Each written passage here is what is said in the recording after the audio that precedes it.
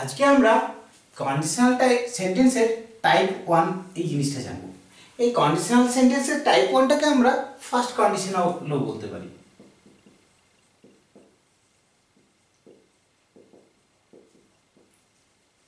আবার এটাকে অনেক সময় প্রেজেন্ট কন্ডিশনালও বলা হয়ে থাকে।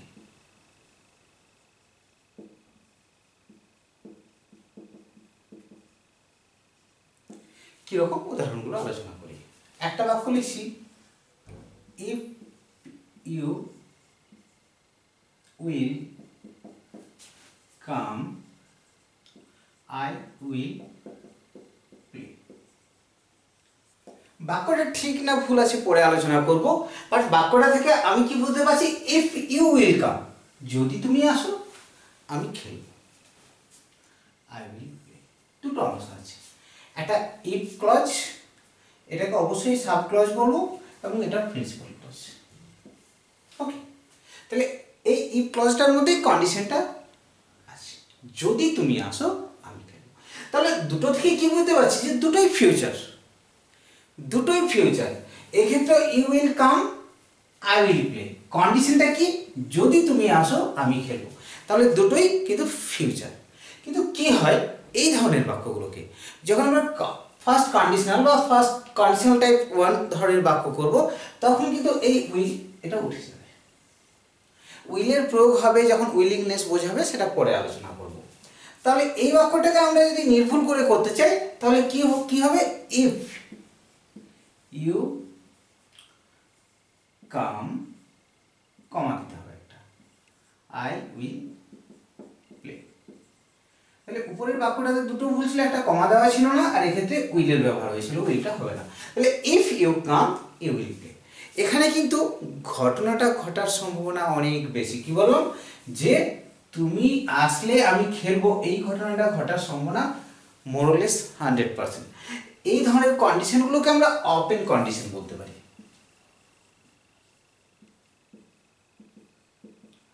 অর্থাৎ এটা রেস্ট্রিক্টেড নয়, যে তুমি আসলে আমি খেলবো, এর সম্ভাবনাটা কিন্তু 100%। ওকে, কোনো বিশেষ অসুবিধা হলো সেটা আলাদা জিনিস। তাহলে আমরা এক্ষেত্রে সাব ক্লজ পাচ্ছি, অ্যাকচুয়ালি কি সাবজেক্ট ভার্ব, এই সাবজেক্ট 1 ভার্ব 1, সাবজেক্ট 2 ভার্ব 2। তাহলে আমরা জানি একাধিক সাবজেক্ট থাকলে সেখানে একটা অবশ্যই লিঙ্কারের প্রয়োজন হয়, এই লিঙ্কারটা ইফ কাজ করছে, এবং এই অংশটা কন্ডিশন বোঝাচ্ছে, তাই অ্যাডভার্বিয়াল ক্লজ অফ কি হবে, কজ ইফেক্ট বা রিজন, আর এটা হবে প্রিন্সিপাল ক্লজ। এবং কন্ডিশনটা সর্বদা সাবঅর্ডিনেট ক্লজের উপরেই হবে। কি বললাম, কন্ডিশনটা সর্বদা সাবঅর্ডিনেট ক্লজেরই হবে। আর যেহেতু বাক্যে প্রিন্সিপাল ক্লজ আছে এবং সাবঅর্ডিনেট ক্লজ আছে, ডেফিনেটলি বাক্যটা কমপ্লেক্স সেন্টেন্সও হবে।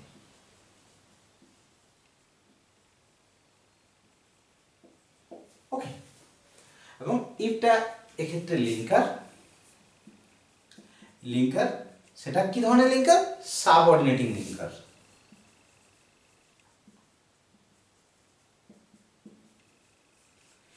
এরপর এই বাক্যটাকে আমরা ঘুরিয়েও লিখতে পারি। কিরকম, I will play if you come, আমি খেলবো যদি তুমি আসো। এক্ষেত্রে কিন্তু যেমন পূর্বে কমা দিয়েছিলাম, এখানে যদি কমা ব্যবহার করি ভুল হবে। তাহলে এক্ষেত্রে কমা দেওয়ার প্রয়োজন নেই, তখন কমাটা মুছে দিতে হবে। কি বলবো, I will play if you come. তাহলে এক্ষেত্রে বাক্যের গঠনটা আমরা কি পাচ্ছি, ইফ প্লাস সাবজেক্ট প্লাস V1ও হতে পারে, V5ও হতে পারে। থার্ড পারসন সিঙ্গুলার নাম্বার থাকলে V5 হবে। তারপর অবশ্যই একটা কমা বসবে, তারপর সাবজেক্ট প্লাস সেল বা will plus V1 plus other word বা ওয়ার্ডস যা থাকবে তাই হবে। বেশ কিছু ক্ষেত্রে আছে সেল বা উইল এর পরিবর্তে আমরা অন্যান্য মডেল ভার্বেরও প্রয়োগ করতে পারি, সেটা আমরা যত ক্লাস এগিয়ে যাবে আমরা জানতে পারবো। তাহলে এটা হচ্ছে সাধারণ স্ট্রাকচার। এরপর এই দ্বিতীয় অংশটাকে সামনে আনতে পারি, প্রথম অংশটাকে সেকেন্ড অংশে নিয়ে যেতে পারি। এটা তো আমরা এই উদাহরণেই জানতে পেরেছি। ক্লাসটা দীর্ঘ হবে বলে আমি উদাহরণ কিছু লিখে নিয়েছি, যাতে ক্লাসটা আমরা তাড়াতাড়ি শেষ করতে পারি। if you become the headmaster of your school will prosper. তাহলে এক্ষেত্রে একটা স্ট্রং পসিবিলিটি আছে, যদি তুমি বিদ্যালয়ের প্রধান শিক্ষক মশাই হও তাহলে স্কুলের উন্নতি হবে।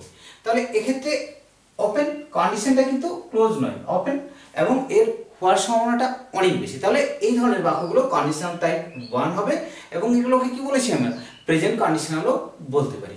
তাহলে দুটোই future, you will be the headmaster of your school, your school will prosper. সেটাকে আমি কি বলছি, if you become the headmaster of your school will prosper. এটাও কিন্তু সিম্পল প্রেজেন্ট টেন্সে আছে, এবং দুটো ফিউচার টেন্স একসাথে হবে না, তাই এক্ষেত্রে আমরা V1 এর প্রয়োগ লক্ষ্য করছি। সাবজেক্ট এক্ষেত্রে লিঙ্কার রূপে ইফ আছে, এবং যথারীতি কন্ডিশনের পরেই একটা কিন্তু কমা দেওয়া হয়েছে, এবং প্রথম অংশটা সাবঅর্ডিনেট ক্লজ। নেক্সট বাক্য, if you do not come, একটা নেগেটিভ বাক্য দিয়েছি। If you do not come, I will not come either, তুমি যদি না আসো আমিও আসবো না, তুমি যদি না আসো আমিও আসবো না। এক্ষেত্রে একটা ইদার শব্দের প্রয়োগ করা হয়েছে, যে তুমি না আসলে আমি আসবো না, তুমি যদি খেলো আমিও খেলবো, তখন অলসো। বাট নেগেটিভের ক্ষেত্রে ইদারের প্রয়োগটা ভালো, এবং এটাই প্রয়োগ হয়। 3 নম্বর বাক্যটাতে কি দেখছি, if it rains, third person singular number V5, if it rains the program will be postponed. তাহলে যদি বৃষ্টি হয় প্রোগ্রামটা স্থগিত করা হবে, এবং the program will be postponed by the authority হবে।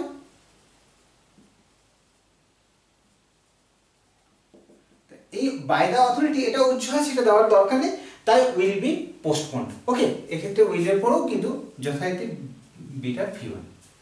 তারপরে আমরা কি দিচ্ছি, if you R ready.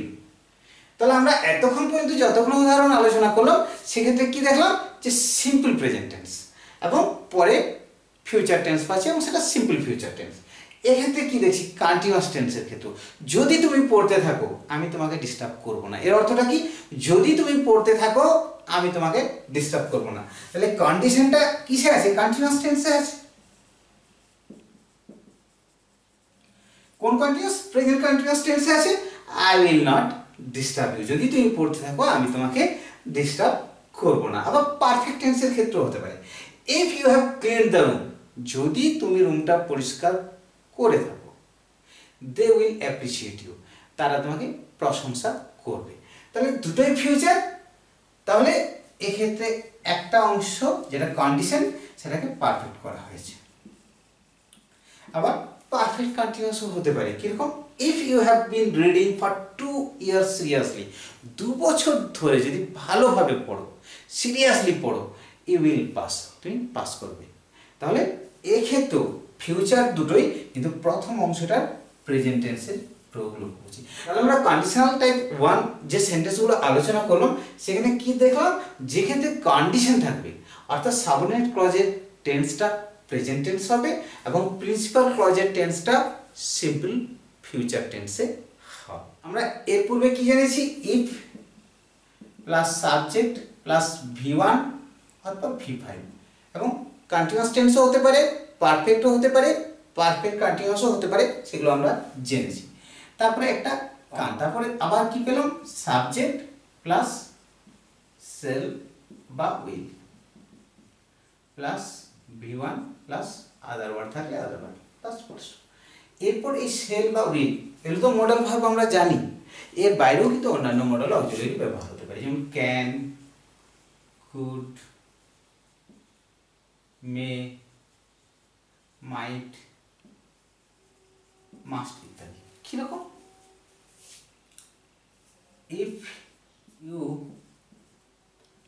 Have completed your homework,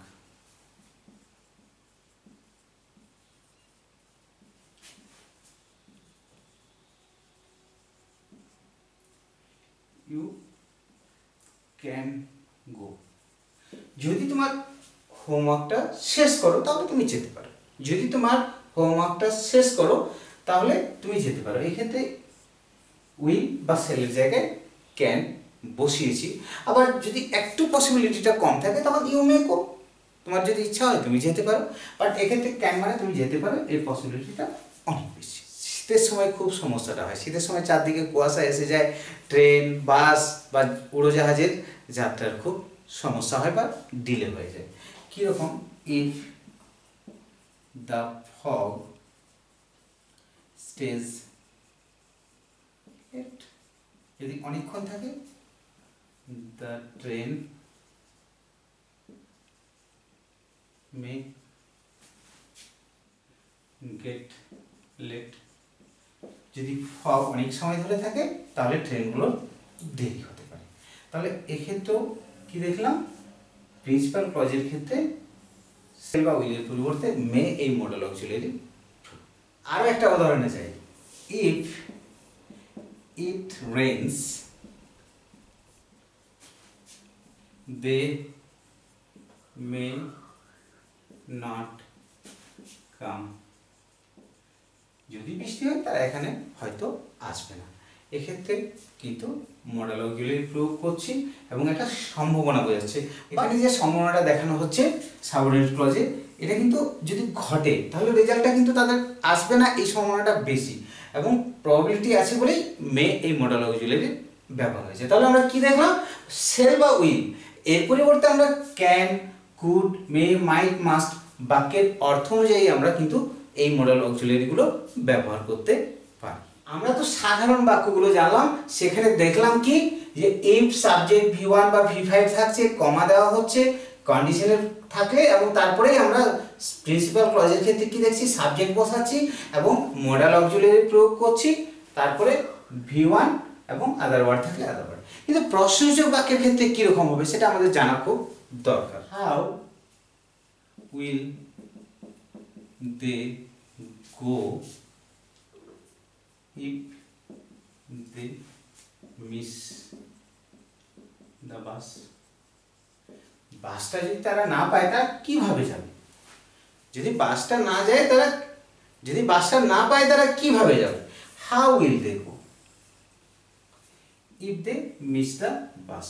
এখানে সাবঅর্ডিনেট ক্লজটা সেকেন্ড অংশে বসেছে, তাই তো? এটাকে আমরা এভাবেও বলতে পারি, when will they go,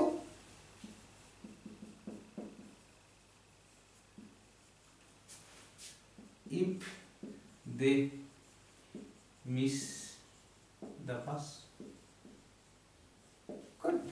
তাহলে আমরা দেখলাম প্রশ্নসূচক বাক্যের ক্ষেত্রেও কিন্তু আমরা কন্ডিশনাল টাইপ 1 এই ধরনের বাক্যের প্রয়োগ করে থাকি এবং যথারীতি সাবঅর্ডিনেট ক্লজের মধ্যেই কিন্তু কন্ডিশনটা থাকে এবং প্রিন্সিপাল ক্লজের মধ্যে আমরা প্রশ্নটা তৈরি করি।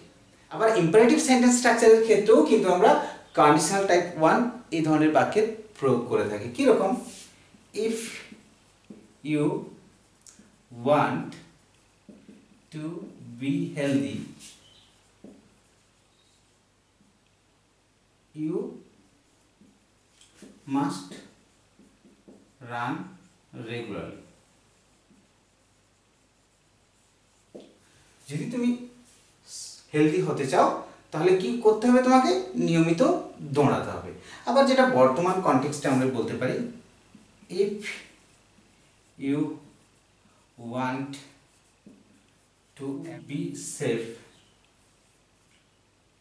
You must stay at home. যদি এখন নিরাপদে থাকতে চাও তাহলে অবশ্যই তোমাকে বাড়িতে থাকতে হবে। এখন এটাই স্লোগান, করোনা ভাইরাসের আক্রমণে গোটা বিশ্ব আক্রান্ত, আমাদের একটাই এখন যা উপায় সেটা হচ্ছে বাড়িতে আমাদের নিরাপদে থাকতে হবে, বাইরে যাওয়া যতটা পরিমাণ কম করতে হবে। তাহলে if you want to be safe, তুমি যদি সেফ হতে চাও, you must stay at home, তুমি অবশ্যই বাড়িতে থাকবে। তাহলে আমরা দেখলাম ইম্পারেটিভ স্ট্রাকচারের ক্ষেত্রেও কন্ডিশনাল সেন্টেন্সের টাইপ 1 বাক্যের প্রয়োগ আমরা করে থাকি। আরেকটা উদাহরণ দিই, if you feel headache you must অথবা শুড টেক মেডিসিন। যদি তোমার মাথা ব্যথা হয় অবশ্যই অথবা তোমার ওষুধ খাওয়া উচিত অথবা তোমার অবশ্যই ওষুধ নেওয়া উচিত। আমরা মাস্ট ব্যবহার করতে পারি, শুডও ব্যবহার করতে পারি। তাহলে আমরা কি দেখলাম যে ইম্পারেটিভ সেন্টেন্সে কন্ডিশনাল সেন্টেন্সের টাইপ 1 এই স্ট্রাকচার আমরা প্রয়োগ করে থাকি এবং এক্ষেত্রেও আমরা কি দেখলাম যে সেল বা উইলের পরিবর্তে বিভিন্ন মডাল অক্সিলারির প্রয়োগ। আবার আমরা উইলিংনেস অর্থেও ব্যবহার করতে পারি। কি রকম? If you will just stay here, the officer will meet you. তুমি যদি এখানে অপেক্ষা করো তাহলে অফিসার তোমার সাথে সাক্ষাৎ করবে। এক্ষেত্রে উইল এটা কিন্তু উইলিংনেস বোঝাচ্ছে। যদি তোমার ইচ্ছে হয় এখানে ওয়েট করতে পারো, না হলে চলে যেতে পারো, বাট এই উইলিংনেস ইন্ডিকেট করছে। ওকে, তাহলে আমরা দেখলাম if you will just stay here, কন্ডিশনের ক্ষেত্রেও আমরা উইলের প্রয়োগ করছি। সেক্ষেত্রে কিন্তু এই উইল কি উইলিংনেস ইন্ডিকেট করছে। Okay, if you will just stay here the officer will meet you, তাহলে উইলিংনেস বোঝাতেও কিন্তু আমরা কন্ডিশনাল পার্টে উইল ব্যবহার করতে পারি। আমরা কন্ডিশন বলতে ইফের প্রয়োগটাই এতক্ষণ পর্যন্ত জেনেছিলাম। আমরা ইফের পরিবর্তে কিন্তু হোয়াইলের প্রয়োগ করতে পারি। কি বললাম? আমরা ইফের পরিবর্তে হোয়াইলের প্রয়োগ করতে পারি, সেটা জিরো কন্ডিশনাল সেন্টেন্সে আমরা আলোচনা করেছিলাম। এক্ষেত্রেও ইফ যুক্ত বাক্যগুলোর ক্ষেত্রে প্রয়োজন মতো আমরা হোয়াইল ব্যবহার করতে পারি। হোয়াইল ছাড়াও provided, as soon as, no sooner, unless, until বা লেস্ট এই শব্দগুলো বা ফ্রেজগুলো কিন্তু কন্ডিশন ইন্ডিকেট করতে পারে। এরপর এই শব্দগুলো বা ফ্রেজগুলোর কিছু প্রয়োগ আলোচনা করবো এবং সেখানে দেখবো কিভাবে এই ফ্রেজগুলো বা শব্দগুলো বাক্যে কন্ডিশন ইন্ডিকেট করছে এবং কন্ডিশনাল টাইপ 1 এই ধরনের বাক্যের গঠন হচ্ছে। কিরকম? You will not survive unless you give up smoking, ধূমপান না ছাড়লে কিন্তু মারা যাবে। Unless you give up smoking এর ক্ষেত্রে কন্ডিশনটা পাচ্ছি, এটা subordinate clause. Okay, you will not survive এটা হচ্ছে principal clause. Unless you give up smoking এটা বাক্যের শুরুতেও নিয়ে আসতে পারি। সেক্ষেত্রে বাক্যের গঠনটা কি হবে? Unless you give up smoking you will not survive. Okay, there will be a rush of visitors when the zoo opens. যে কোনো চিড়িয়াখানাতে যখন প্রথমে চিড়িয়াখানাটা খোলা হয় সেখানে অনেকগুলো দর্শক টিকিট কেটে থাকে, তারা একসাথে চলে আসে, সেই জন্য বলছে there will be rush of visitors. এবং এখানে কন্ডিশনটা কি? When the zoo opens, when the zoo opens there will be rush of visitors. কন্ডিশনটা আমরা প্রথমেও নিয়ে আসতে পারি। কি বললাম? কন্ডিশনটা আমরা প্রথমেও নিয়ে আসতে পারি। এক্ষেত্রে প্রিন্সিপাল ক্লজ হচ্ছে এটা এবং সাবঅর্ডিনেট ক্লজ হচ্ছে এটা। ওকে, এবং এই যে কন্ডিশনাল যুক্ত বাক্যগুলো প্রত্যেকটাই কিন্তু কমপ্লেক্স সেন্টেন্স, সেটা আমি ক্লাসের প্রথম দিকেই বলে দিয়েছিলাম। তাহলে আজকের ক্লাসে আমরা কি জানলাম? কন্ডিশনাল টাইপ 1 এর বাক্যগুলো কোন কোন ক্ষেত্রে ব্যবহার হয়। ইম্পারেটিভ স্ট্রাকচারে ব্যবহার হতে পারে, ইন্টারোগেটিভ স্ট্রাকচারে ব্যবহার হতে পারে, অ্যাফার্মেটিভ স্ট্রাকচারে ব্যবহার হতে পারে, নেগেটিভ স্ট্রাকচারে ব্যবহার হতে পারে। আবার বেশ কিছু ক্ষেত্রে সেল বা উইল এর পরিবর্তে can, could, may, might, must এই ধরনের মডাল ভার্বগুলোরও প্রয়োগ আমরা লক্ষ্য করলাম। এবং কন্ডিশন বোঝাতে শুধুমাত্র যে আমরা ইফ ব্যবহার করব তা নয়, হোয়েন ব্যবহার করতে পারি, প্রোভাইডেড ব্যবহার করতে পারি, অ্যাজ সুন অ্যাজ ব্যবহার করতে পারি, no sooner, unless, until, lest এর বাইরেও আরও বেশ কিছু শব্দ আছে বা ফ্রেজ আছে যেগুলো দিয়ে আমরা কন্ডিশন ইন্ডিকেট করতে পারি। আশা করি আজকের ক্লাসটা দেখার পর কন্ডিশনাল টাইপ 1 এই ধরনের সেন্টেন্সগুলো কিভাবে বাক্যে ব্যবহার হয়, কোথায় ব্যবহার হয় এবং এই ধরনের বাক্যগুলোর অর্থ কী বা গঠন কী আমাদের জানতে আর কোনো অসুবিধা থাকবে না। থ্যাংক ইউ, ভালো থাকবেন, সুস্থ থাকবেন।